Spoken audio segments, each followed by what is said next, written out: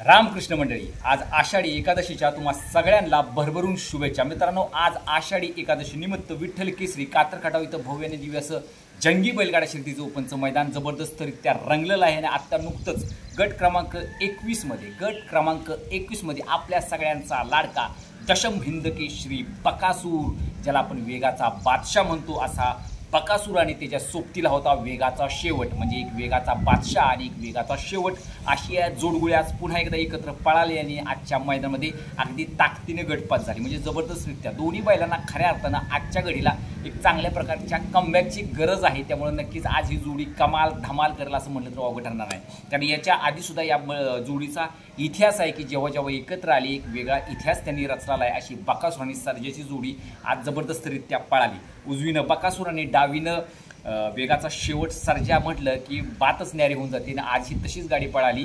खऱ्या अर्थानं मागच्या वर्षी याच कातर खटावच्या मैदानामध्ये बकासूर आणि सर्जा ही जोडी पळाली होती.